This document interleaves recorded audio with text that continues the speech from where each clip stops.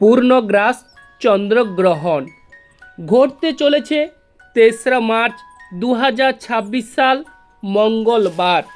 অতএব মহাসংযোগ এই পূর্ণগ্রাস চন্দ্রগ্রহণে কোন কোন রাশির গ্রহণ দর্শন শুভ এবং কোন কোন রাশির গ্রহণ দর্শনে অশুভ, এই বিষয়ে আপনারা জানতে পারবেন এবং গ্রহণ কোথায় কোথায় দেখা যাবে ও গর্ভবতী মহিলাদের কি কি সতর্কতা অবলম্বন করতে হবে। ২০২৬ সালে ৩রা মার্চ মঙ্গলবার এটি বছরের প্রথম চন্দ্রগ্রহণ। অতএব গ্রহণ যেই সময় আরম্ভ হবে সেটি হচ্ছে দুপুর ৩টা ২০ মিনিট এবং পূর্ণগ্রাস গ্রহণ আরম্ভ হচ্ছে বিকেল ৪টে ৩৪ মিনিট এবং গ্রহণ মধ্য থাকবে বিকাল ৫টা ৫ মিনিট। অতএব সেই পূর্ণগ্রাস সমাপ্তি ঘটবে ৫টা ৩৩ মিনিটে সন্ধ্যা এবং গ্রহণের মোক্ষ সমাপ্তি রাত্রি ৬টা ৪৮ মিনিট। অতএব পূর্ণগ্রাসের স্থিতিকাল হবে ৫৯ মিনিট এবং গ্রহণের পুরো স্থিতিকাল হচ্ছে ৩ ঘন্টা ২৮ মিনিট।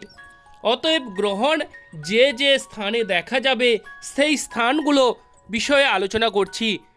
এশিয়ার পূর্বাংশে অস্ট্রেলিয়া, আমেরিকা ও প্রশান্ত মহাসাগরে গ্রহণ দেখা যাবে এবং আর্জেন্টিনা কিংবা ব্রাজিল অথবা গ্রিনল্যান্ড বা আটলান্টিক মহাসাগরের উত্তর ভাগে অবশ্যই দেখা যাবে এবং চন্দ্রগ্রহণের সমাপ্তির সময় দেখা যাবে যে যে অংশে ভারতে দেখা যাবে ভারত মহাসাগরে অথবা মালদ্বীপ, শ্রীলঙ্কা, আফগানিস্তান, পাকিস্তান এইসব অংশে কিন্তু গ্রহণের যে শেষ সময় সেই সময় দেখা যাবে।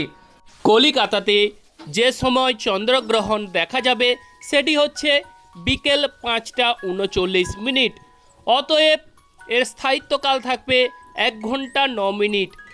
গর্ভবতী মহিলাদের যে যে সতর্কতা অবলম্বন করতে হবে, আপনারা এই সময় কোনো ধারালো জিনিসপত্র হাতে নেবেন না কিংবা বলতে গেলে এই গ্রহণের সময় বাইরে না বেরোলেই অবশ্যই আপনাদের পক্ষে মঙ্গলজনক হবে।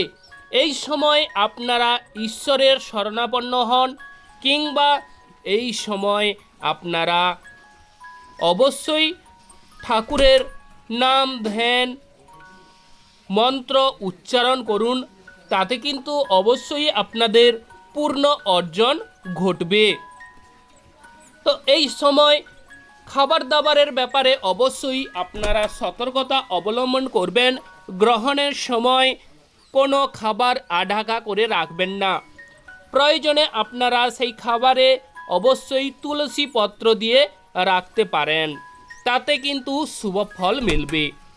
তবে যে যে রাশির দর্শনে গ্রহণ শুভ ফল মিলবে সেই রাশি হচ্ছে, প্রথম রাশি হচ্ছে মেষ রাশি, মিথুন, কর্কট, তুলা ও মীন রাশির দর্শনে শুভ। তবে এর মাঝে একটা কথা বলে রাখি, যাদের মেষ রাশি ভরণী নক্ষত্র আপনাদের গ্রহণ দর্শন অবশ্যই নিষিদ্ধ। যাদের অশ্বনী নক্ষত্র ও কৃত্তিকা নক্ষত্র মেষ রাশি তাদের কিন্তু দর্শনে শুভ ফল। তো যে যে রাশির দর্শনে শুভ ফল বলেছি আপনাদের কিন্তু দর্শন করলে মহা পাপ কিন্তু ক্ষয় হবে কিংবা অক্ষয় পুণ্য লাভ হবে। এবং এই যে গ্রহণ চলছে এই গ্রহণের পরে 7 দিন যে কোনো শুভ কর্ম বা কোনো শুভ যাত্রা একেবারেই কিন্তু 1 সপ্তাহ নিষিদ্ধ। অতএব এই সময়টিকে আপনারা মাথায় রাখুন এবং গ্রহণে অবশ্যই আপনারা ঈশ্বরের শরণাপন্ন হন বা নাম ধ্যান অবশ্যই করুন, তাতে কিন্তু মুক্তি লাভ ঘটবে বা আপনাদের ভাগ্য প্রসারিত হবে। জয় বড় ঠাকুর শনিদেবের জয়, জয় অঞ্জনী পবনপুত্র বজরঙ্গবলী জয়, জয় রাধা কৃষ্ণের জয়।